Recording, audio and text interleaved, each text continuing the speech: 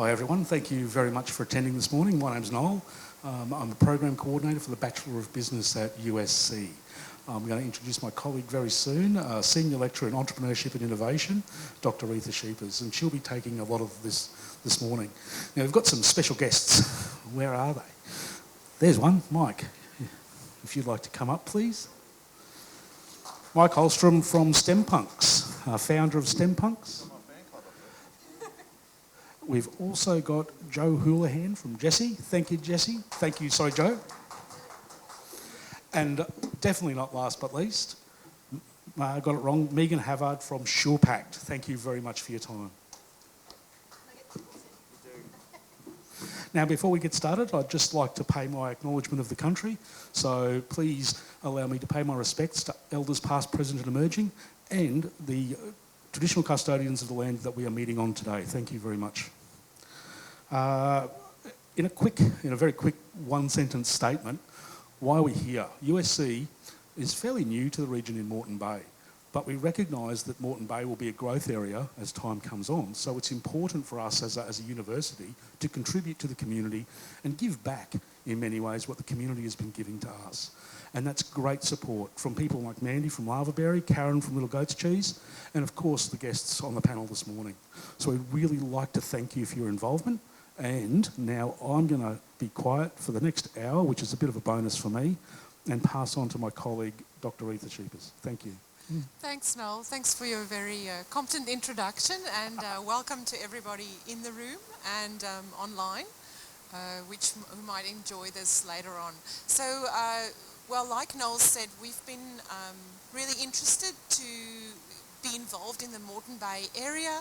We realise there's a lot of awesome businesses here, and we've done some work last year to learn about the innovation ecosystem and how businesses are developing and what sort of priorities. And then this year, as you know, a crisis, it was sort of like a dark cloud with a silver lining. Opportunity presented itself in that probably a once-in-a-lifetime event. COVID-19 rolls around and suddenly all our worlds are turned upside down. What do we do? How do we work? How do we do business? And that's had a massive influence really across the country. And we discussed this with Innovate Morton Bay. If we couldn't do a study to find out how businesses in the region are responding to the pandemic. And while the media carries a lot of doom and gloom, we actually found a lot of optimism in the region. So we were lucky enough to talk to 20 different business owners. We've got about 25 hours of recorded audio from that. That is about 250 pages of transcriptions, which we've been poring over as we do as researchers. But what we're really trying to find out is firstly just overall, how do businesses respond? And then why is it that some businesses innovate? Why is it that they see a crisis as an opportunity? What is it that makes them do that? So that's really the questions that we set to answer. And I'll just tell you a little bit about these 20 businesses that were interviewed. So probably about half of the businesses that we interviewed are focusing on business to business or business to government customers. About the other half are dealing with final consumers. We really got a range of different businesses in the area. The people that have volunteered to join us today are all solving a problem with some kind of digital means or a software for their customers. But we also talked to food and agribusiness owners, some award winners in the room with us today. We talked to people in tourism to find out what they've been going through. We've talked to people in health and wellness. As you must know that health clubs had to shut down as well. So and people who are sort of in the education sector and in manufacturing. So we really tried to cover a broad range of different type of businesses, not to focus on one industry. And the first finding probably won't surprise you. Industry matters. Yes, some industries like tourism have been affected massively, and that's an ongoing challenge. But in other industries like restaurant and health clubs that have had to face a shutdown, it's not only them that have been affected, it's the people who supply to them as well. So food and agribusinesses were very severely affected by shutdown in restaurants in terms of fresh produce. And, fruit and vegetables, it's really quite challenging to store it, so you've got to find a way to kind of almost create a new market that you didn't have. So really innovative responses that we see across the whole range of different businesses. So first thing, industry matters. The other thing is age matters. Firms that were younger seem to be much more able to adapt. So startups, in fact, are kind of what we call pivoting, right, the word that's been bandied around, but they are ready to adapt portions of their business model to this new change, whereas older businesses with more resources, they're more likely to be able to wait things out, to see how it goes, to navigate that uncertainty. They've got more resources there, where businesses that are younger with less resources have to make changes, and really all of the businesses that we spoke to changed. Some of them made some COVID-related changes, so compulsory things they had to do, but we can divide our businesses into three main groups. We've got about 20% of businesses who are in a survival group. They're just trying to wait and see until there's a bit more certainty, then they can move forward. Somehow hampered, some of tourism businesses are in this category because they just can't get visitors beyond domestic visitors. And then we have our next group. 60% of businesses that we spoke to fell in this group. They're what we call adapters. They're really ready to make some changes. They are more about changing for customer benefit than they are about changing for change's sake. So a lot of them have made some changes that are ranging from incremental to more radical. Many of them have changed the way they deliver things, so they've really adapted. And then we've got about 20% of businesses who are in this innovator category. So half of the businesses in that category actually started other businesses while the pandemic was ongoing. So where most people go, no, don't start a business in a crisis, these sort of business owners really saw the opportunity. So what is it that makes business owners do that? Well, I guess our biggest explanation to date has been how the owner or the founder of the business thinks. That is a massive part. How they think has an influence on almost everything they do. And so we see the mindset of the owner-manager making a massive difference. It influences them, it influences their team, it influences their suppliers. So lessons learned, probably one big thing is leadership matters. It's critical, in fact. If the leader of a business is going, I don't know what to do, it's too uncertain, I can't move forward, then really everybody else is floundering. When the owner of the business goes, wait, I'm just going to reflect, think what's next, and then takes action, the employees will follow, they're involved, the community gets involved, different stakeholders and suppliers get involved. So these people that participate in our study actually have tremendous power in their business, but also in the communities that they operate in because of that. The other thing that we found that really came out of our lessons learned from the owner-managers is that innovation doesn't have to be perfect. Like if you're trying to do something new, it won't be perfect the first time, but you can learn through it and in that way improve it. And in the beginning when COVID was just kind of unfolding, customers were actually pretty forgiving. They're happy as long as they got something and they sort of got in this, we're all in this together. So what we do found that these adapters and innovators have an obsessive customer focus. Customers is critically important. What they're about is creating value for customers. And probably one thing that we saw with a lot of innovators and adapters, they care about people in their community passionately. So they really try and help each other. We've seen the food and agribusiness sector, we see people there are not just helping themselves, they say, sort of saying, how do we organize, collaborate together to solve the problems we all have. We saw businesses doing shout-outs for other businesses, so buy local, support local businesses. So lots of community support and reaching out locally and sometimes internationally as well to bring in new expertise. So we're lucky enough today to have 3 of the people we interviewed willing to share their stories with us. We'll bring out a more comprehensive publication next year in February 2021 when hopefully the pain is eased and we have a bit more idea of how to move forward. So this is kind of like a sneak peek of what you will read about in that. So I'd like to kick us off first by introducing or opening the floor to Michael. Michael Holmstrom is from STEMPunks. They've got a really interesting story to share.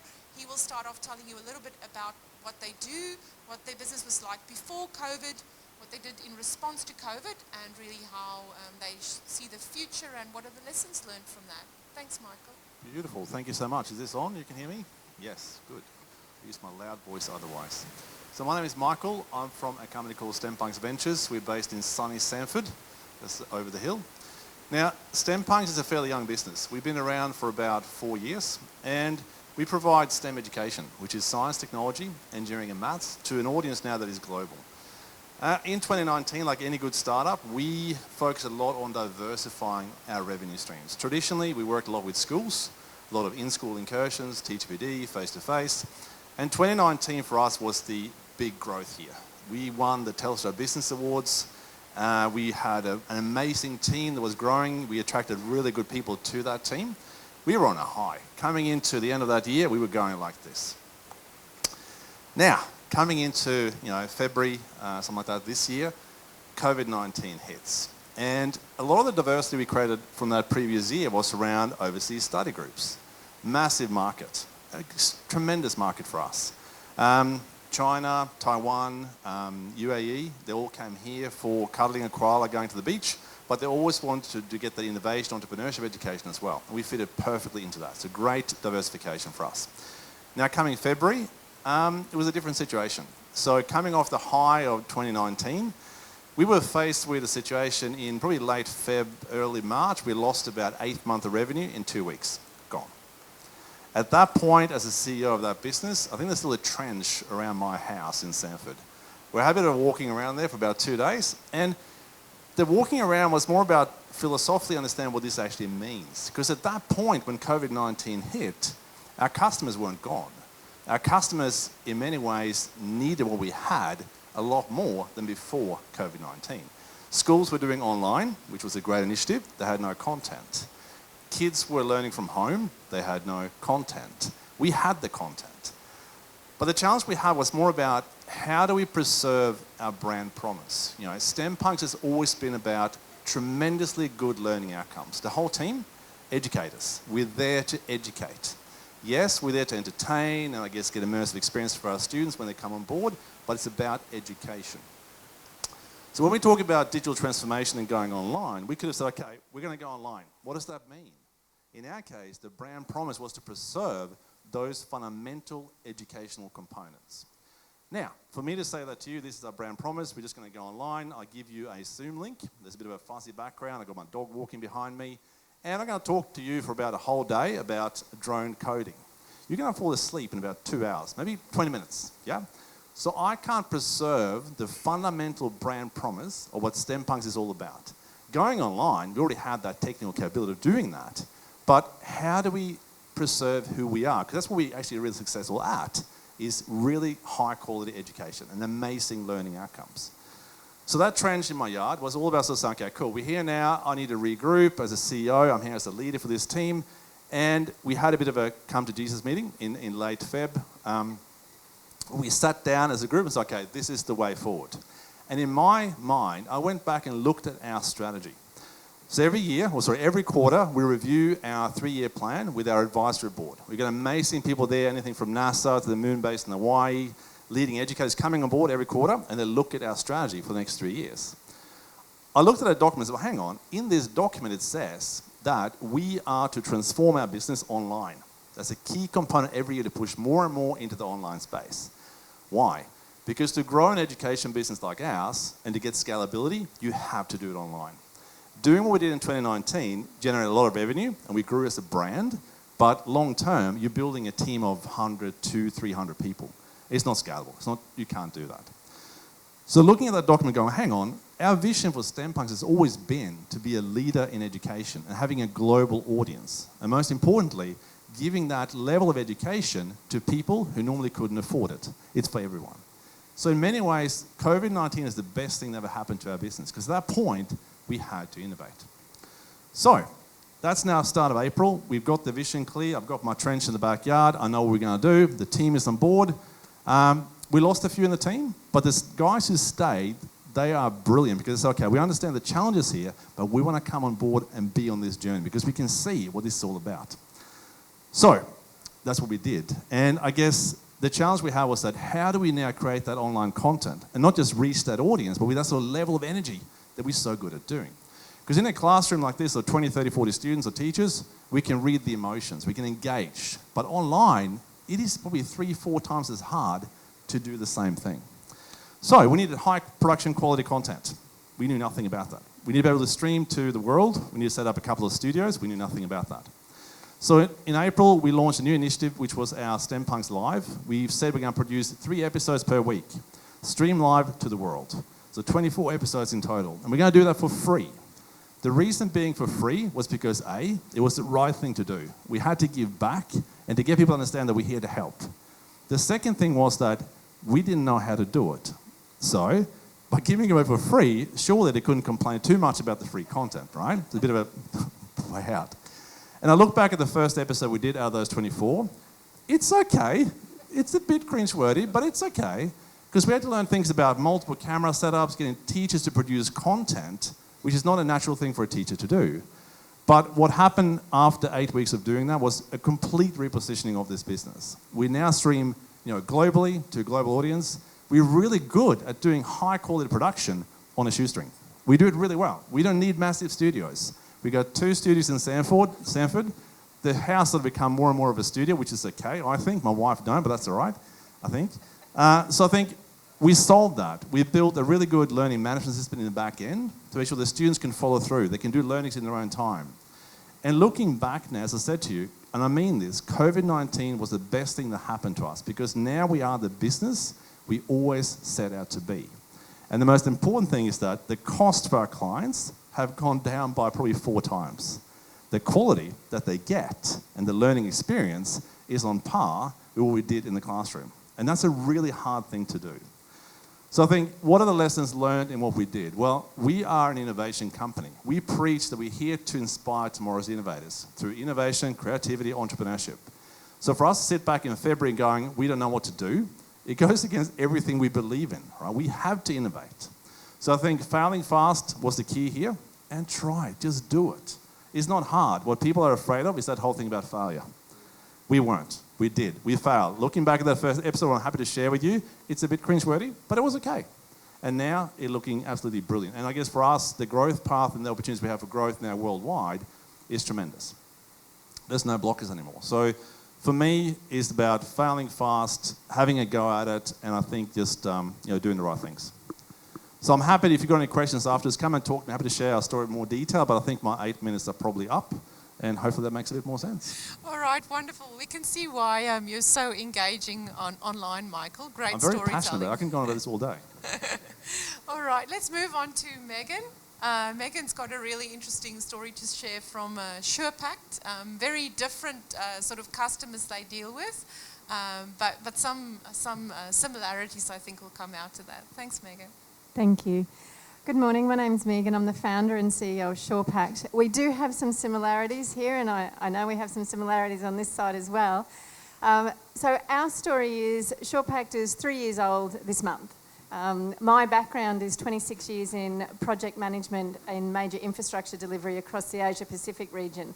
And prior to starting SurePact, I was 11 years Brisbane City Council, so I worked on Clem 7 and ICB, but also disaster management in North Queensland at one point. Prior to that, I was actually a high school teacher for 10 years in business and law. So I have no technology background. 3 years ago was when I first logged into Facebook, and you can check it out. It was 2017, and probably the main reason was to track my first 2 sons who were getting to the higher ages of high school. So I have 4 sons as well, and I resigned a senior executive position within Brisbane City Council to actually build the technology, because how hard could it be, really? I was delivering a $61 million budget on spreadsheets. I had multiple spreadsheets. I had 125 crew, 24/7 out, and we were all using spreadsheets with amazing algorithms that I got confused with. I remember when I resigned, and this was after, I'll tell you this story, this is a bit funny. My husband and I were having cocktails. We live in Sanford, so we're on acreage out there as well, so we're a locally grown business. And I was on my second cocktail, and I was having a bit of a whinge about the spreadsheets and the fact that I just could get no traction within the organisation to find a platform that could do what I needed it to do. And he goes, well, just resign and do it yourself. Oh, he goes, no, he goes, just quit, do it yourself. I said, all right. So I did. And yeah, I had to, I only needed to. So that following week, I actually did resign. And a week after that, I found a lawyer and registered the business. But I also completed a 12-week program called Startup On-Ramp, which takes non-founders to become founders. And during that time, that's where I met Morton Bay Innovate as well. So, like I said, how hard can it be? Well, my eldest son just said, can you not just buy another horse? Is this a midlife crisis? Because the other thing that I've been branded with as well is single female founder, starting a business over 50. Who does that? Well, hello. Here we are.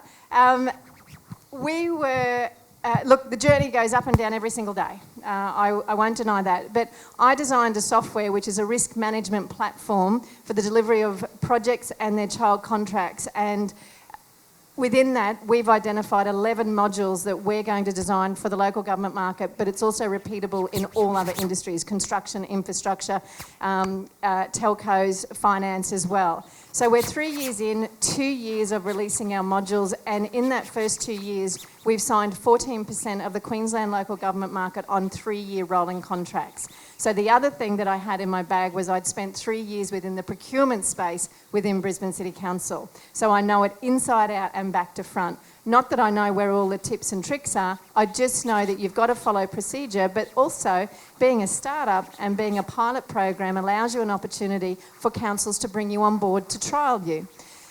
So within that space, what we've been able to achieve is in our first 2 years of rolling, we had 100% growth, first year on second year.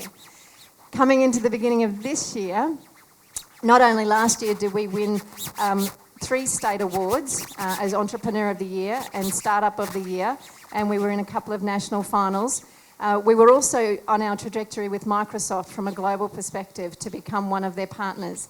Now, coming into the beginning of the year, we had another 6% of local councils that were ready to sign and launch with us in March and April. They all went to ground. Overnight. At the beginning of this year, I hired 4 new staff because I already had that on my runway. So, and the other thing is that we launched our next module, which is our grant management solution that actually tracks all taxpayers' grant funding money into their project delivery and provides all of that business intelligence back to not only the local councils, but the government-funded bodies as well. So we were launching that, guess what, on what date? The 30th of March.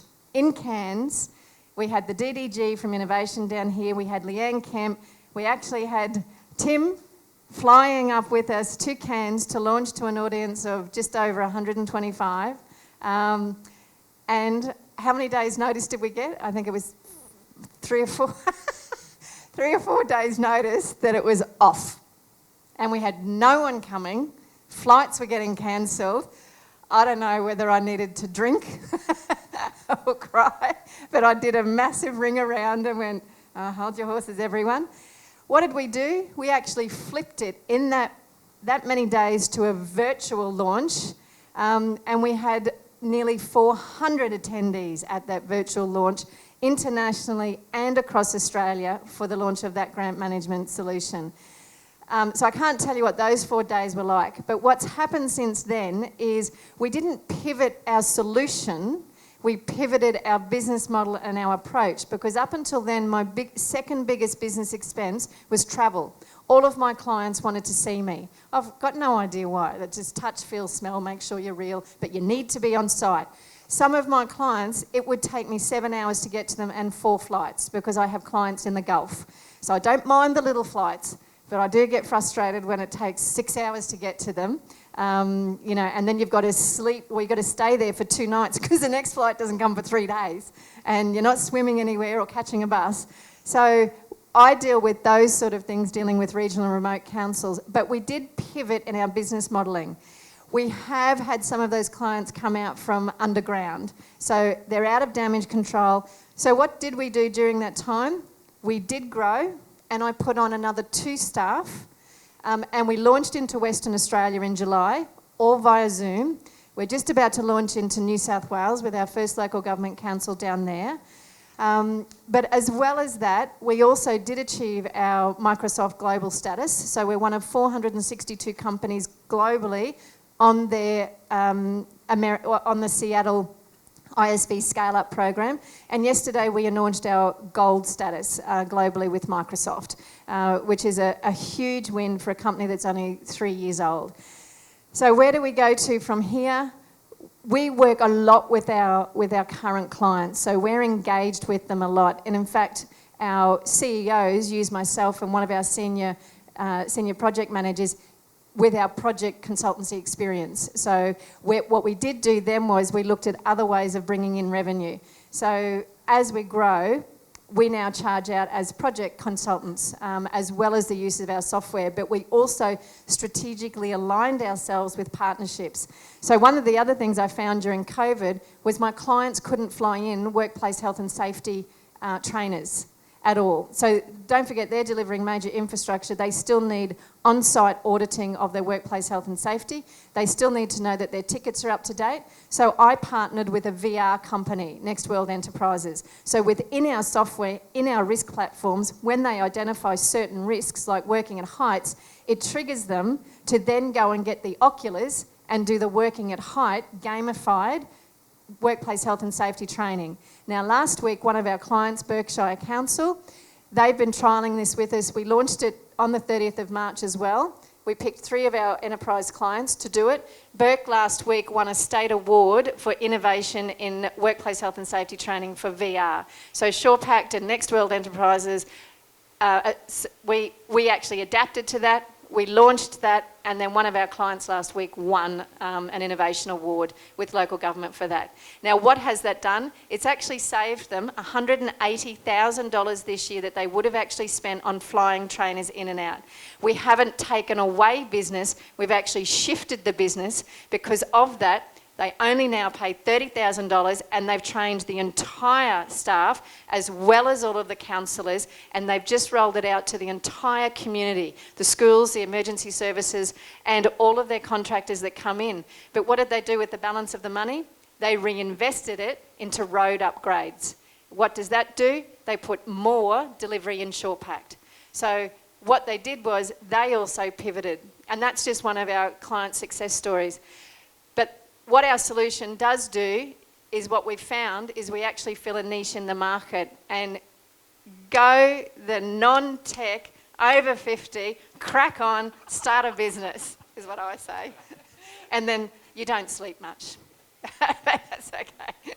Who did when you have 4 boys? Who haven't slept much anyway? You look much younger anyway, Megan. So you need new lenses. So thank you. It's the light. I think it's the light. I did say to Tim, make me look 35, no double chins, please.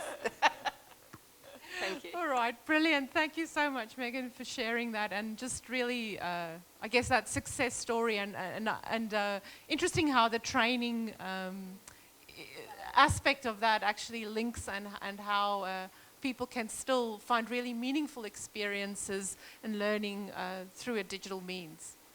All right, so we're on to our final case study for this morning. I'd like to ask Joe Hoolahan to share his story from JESI, a little bit of a different take on what they're doing in terms of helping people get from A to B. They've always been focused on remote workers, but what does remote working look like in 2020? That's been very different.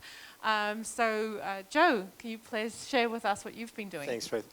I don't know how to compare with that, but one thing I've worked out that it must be something in the water at Sanford, because I first moved to Brisbane 20 years ago, and Sanford's where I first lived and worked. So we could all sit there and be collegially around Sanford. So At the pub? Go to the pub. we'll go to the pub. Joe Hoolahan, CEO and co-founder of JESI. So JESI is journey management software that enables organisations to know where their people are when they're travelling, and more importantly, know when they don't get there. So for example, the classic thing we all probably do with loved ones or colleagues travel is we say, give me a call when you get there. Has everyone done that? Right. So, and you probably also occasionally go, oh crap, I forgot to call Megan to see whether she got there. I didn't hear from her. I hope she's okay. So really what we do is we automate that from everywhere from a Rio Tinto through to a local community group, like an Act for Kids that go into people's homes. So we established the business in 2012. We launched in 2014 in North Queensland, so from Townsville, from a regional area. We now call Morton Bay home in Redcliffe. We're very proud of that and love being here. We've, through COVID was an interesting thing, and it's a similar story. I think 2019 must have set us all up for this amazing test. We were going great guns in 2019. We had our global contract from Rio Tinto approved and delivered on Christmas Eve, so it was a fantastic Christmas present. So that was, you beauty, let's sit back and take it easy. Rio Tinto was our first client in 2014. So there's a bit of a story there. But really what happened was 2019 finished, and so we, bit like the story here, we ramped up and we started to put staff on, and things were going great until about late February, and we started hearing this rumour about this COVID thing, and we thought, holy crap, we're a business that relies on people travelling. So this is going to be seriously impacting our business. And it was literally watching our graphs go up and up and up and up and thinking, here we go, this is great. Maybe we're going to be immune to it, but literally we stepped into, I think it was the 18th of March, and everything just stopped. So talk about revenue going in, 8 months of revenue in 2 days. We lost everything. And our business model was moving towards activity. So the more someone travels, the more we get paid. And it really was quite we're also going through, this is our growth year, and, the big fat elephant's coming and sat on our dream, so to speak, like it has with many businesses. What I think is really important, I think it's a consistent theme today, was probably, I don't know if it was a trench that we had around the house, but it was certainly a trench up and down the Redcliffe Peninsula. And it really, and we're very fortunate, we've got an amazing lady in our organisation, Kathy Wilson, and we've always worked with a theory of when you don't know what's going on, you stop, check and reply. You stop, have a think about it, you check your own stuff on that, and then you reply, so it's not this emotional just reaction.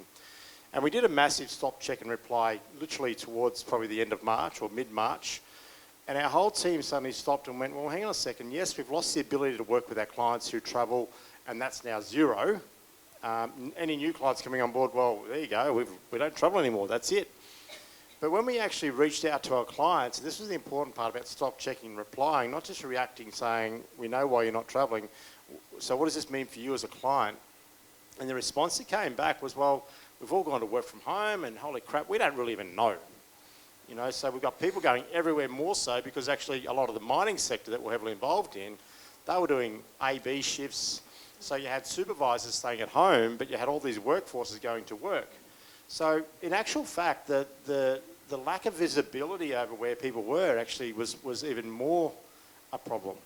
So proudly, I guess the team sat back and said, well, and I refused to use the word pivot, because it was actually our important part that we did during that period was actually really spoke to our clients, engaged with our clients, and actually showed how we're actually more relevant. So we increased our relevancy, I'd say, to our clients. So we turned a thing that we had called working at home, like this suddenly became our key feature that we just had to put up in lights more. We, again, spun that feature around a little bit to working on site. We then now said, we've always been about lone workers, we've always been about remote workers, and now we've created 5 products that were absolutely fit for market during this time, whereas once before we had a thing called a journey, and that was it. So just by thinking differently and looking at what we had and what we could actually help our clients with, not what we could sell them, but what we actually solve a real problem with. We had one client in particular that was an okay user and the utilisation was like here. Suddenly they went to like 400 journeys or activities a week because they suddenly realised they had people all over Australia working from home, which was another risk that they had in their business. So probably from that point of view, that changed our thinking. And actually, we really enjoyed, and it's horrible, and I feel for businesses that haven't gone well in this period, but we actually really enjoyed the going and working remotely stuff, because our team had been technology. We adapted to that very well. We had Towns, we had Brisbane. All we did was just keep doing what we're doing. What I loved about that period was actually listening to our interaction with clients. It almost, pardon the pun, it took away the bullshit layer. You actually got to see people for who they were, and we're the same. We've got a client, we better jump on a plane and go and see them. Suddenly, what I think everyone zooming into these meetings did, actually you got to see people. Yes, you got to see the dogs running around the background. Yes, you got to see the kids. You got to find more about who they were.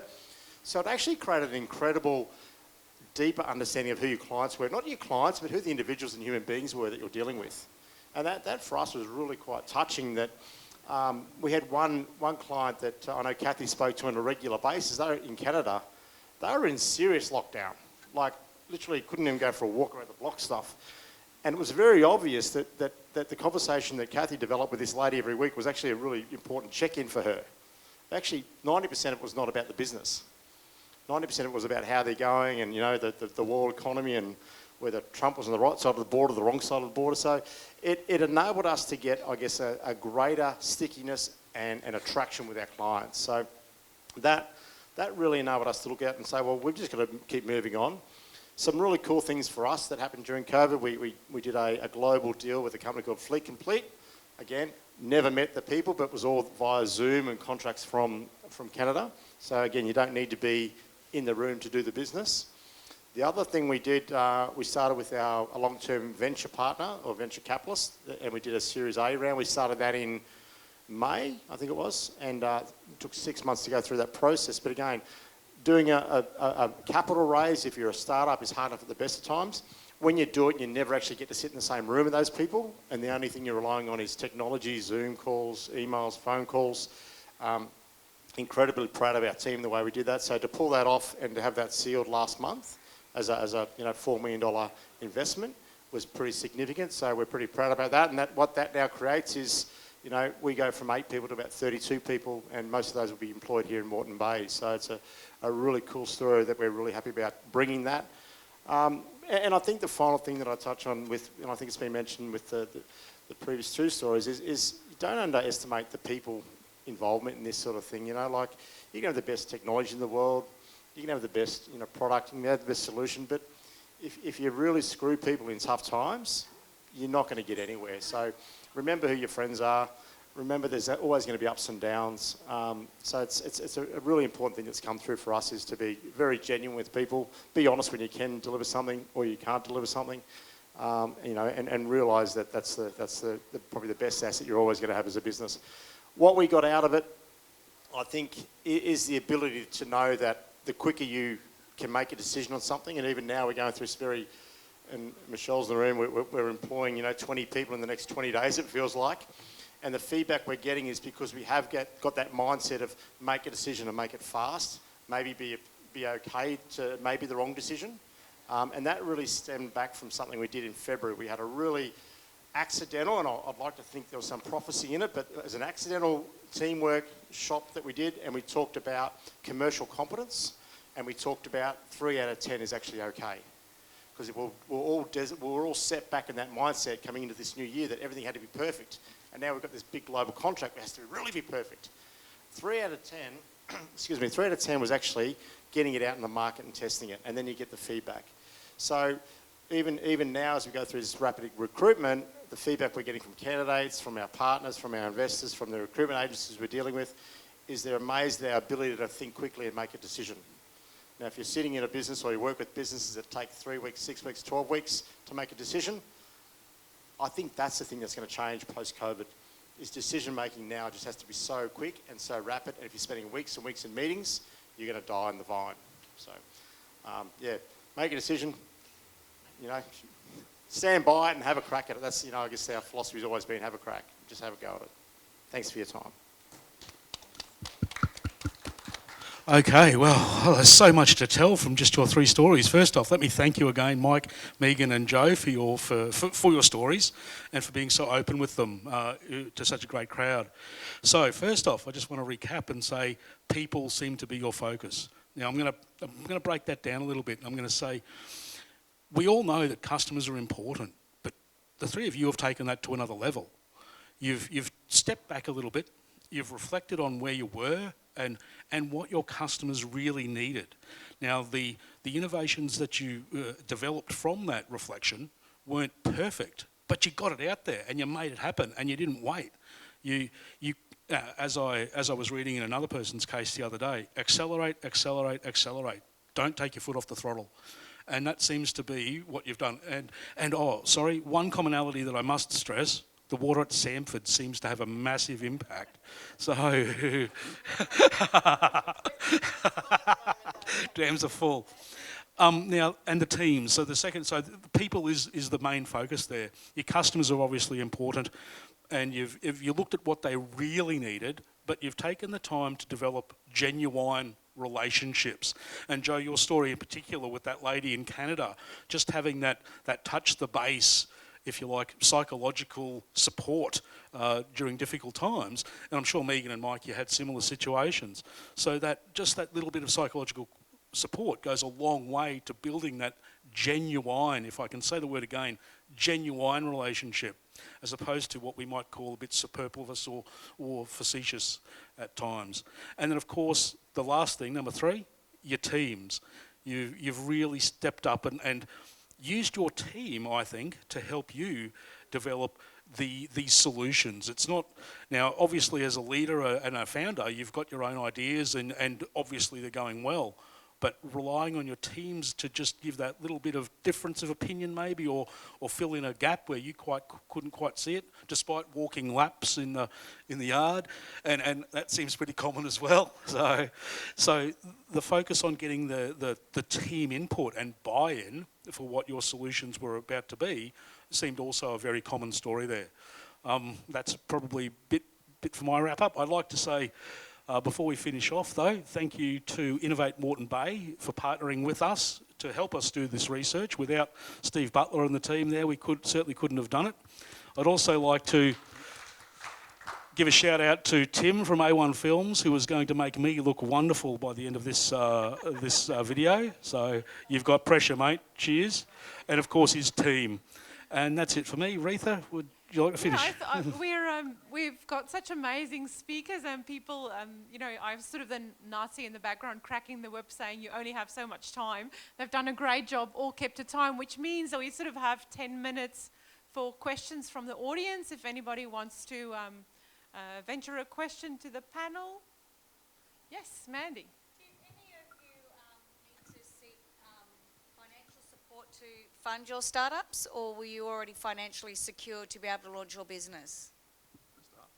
Yeah, I guess in our case, we were lucky in 2019 because we did so well that we built up a fair bit of kitty to actually use in the bad times. Now, that wasn't necessarily planned that way, but we came into this with not overwhelming revenue, because the challenge we had was we lost about 8 months and 2 weeks, just gone.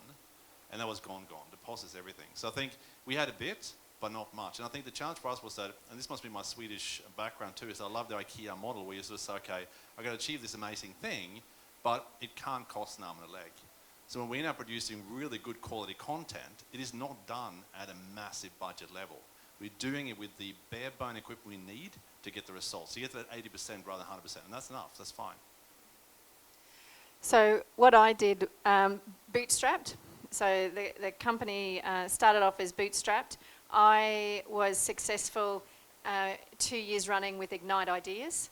So Tier 1, 2017, 2018. SurePact was the first company to receive back-to-back. You can't actually apply for the same tier back-to-back now.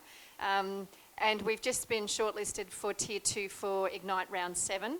So that actually kick-started. And one thing to add there is you don't actually have to pay other people to do your submissions either. So I've done all of my submissions myself.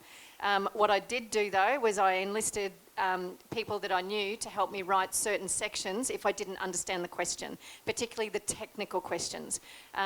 So bootstrapped grants, but then I'm going to say it was a little bit of luck, but it was a hell of a lot of hard work. It was on the ground, flying everywhere in front of clients and getting them to give me a go with signing at a much reduced baseline just to get my software into the organisations.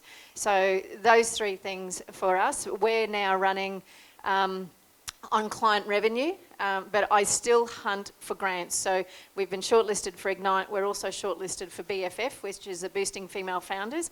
But the other thing I would like to add there is another grant, and it's called Back to Youth Boost Back to Work, or Back to Work under the state government, where if you employ someone either in the youth area or it's then in a certain age bracket, if they haven't worked for the previous 52 weeks, the state government will actually fund half their salary for that first year that they're working with you. So I've put 3 people on that. My first employee and then another 2, which also helped fund the business. So the one thing I would stress is talk to other people that you know, or connect to other people that you know, and then just ask them to let you know when there's grants in particular. So I strategically hunt for grants, and I don't think it's a bad thing. You still have to go through a due diligence process. As much as one of the feedbacks, because we've done no investor raising, we're actually prepping now for investor raise to scale. But one of the feedbacks that I've got is, why didn't you raise capital sooner? Because there's other avenues of raising money and you don't give away equity. So that was one of the things that I did, yeah. We're probably a combination of all that. So early days, we certainly had some angel funding from North Queensland, and that was probably for about 400,000. Then we had probably 2 rounds of that. We then went through, well, the first company in Queensland to receive the business development funding. So the Queensland government was co-invested. So they're actually a percentage shareholder equity. But also, to sort of back up what Megan said, like, there's no better time, or hasn't been in the last couple of years anyway, politics pending this weekend, to start a business in Queensland. I think there's so many opportunities and so many grants and availability, but you have to do the work. It's not just going to get handed. It's very competitive. From 17 to 19, we totally bootstrapped, and it was literally probably on the back of me going out and literally robbing Peter to pay Paul. Like we probably had, and it scares the crap out of me now, but probably close to $1 million in friendly debt. It was literally, we'll get 20 grand here and I'll pay you back 25 next week. And so it was a pretty hair-raising and daunting process, and I wouldn't recommend if you don't have the stamina for it. It was hard, and probably I felt like every time I went to someone, they ran away because I thought I was going to ask them for money. But then obviously we're very fortunate to work with our main venture partner that has been a startup investment, so the equity play. I think it's a cultural, a character thing. You either do want to get into the equity position of getting cash into your business as capital, or you don't. It's simple as that. I'm the son of a dairy farmer, and I don't see any different than my family having to go to the bank every year and go, it's going to rain next week, it's going to rain next week, it's going to rain next week. That's the life of startup, but in different technology. And equity is something you protect it, but at the same time, it doesn't matter whether it's equity or whether it's your heart and soul. If you don't give, you don't get. And that's the best advice I could probably give. If you expect to just get it handed to you, it's nothing. You've got to really give something, whether it be your own sweat and tears, your own relationships, your time, or equity in your business. So certainly there's a whole, and please don't think any one way is right or wrong. It's however you get it across the line and how you get capital in your business. Who gives the stuff how you get there? Like, if you get there, that's the win. So that's it, so good question. All right. Thank you, Joe. We have time for one last question. Noel, if you don't mind going to the back of the room there. Yeah, good. More a comment than a question. I believe Back to Work, they've cut down the period of time since COVID that a person has to be unemployed, which is really good news. Don't quote me on it, but it makes sense to do so. I just want to congratulate these 3 wonderful people for what they have done, not only for their own business, but for jobs in Queensland, for the economy. We recognise these. I work for the Queensland Government, Innovation. 2 of these businesses here we have classified, and they are members of Advancing Champion Enterprises. They are Queensland ACE businesses and should be very proud. The third one is a bit of a dubious character, but I am inviting into ACE, who has received some great recognitions and awards, and is a good drinking mate at the Sanford pub. So that gives him more credibility yet. But these are people who have put their belief in what they're doing. They have invested not just their money, but their time and their effort, and they are getting results from that. So congratulations, what a wonderful presentation from each of you today. All right, that kind of concludes our time. Thank you all three for coming out here. I know how busy you are.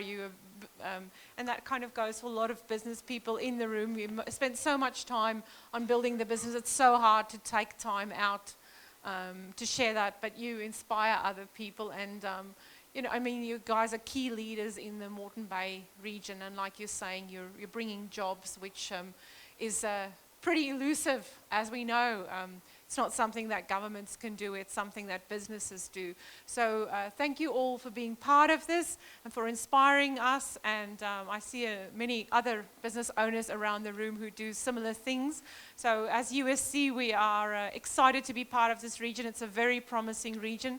And we look forward to seeing how things grow in the future. And we probably will look back 5 years from now and go, oh, remember that when we did that? Oh, you know, we're a bit rough around the edges, but we did our best at the time.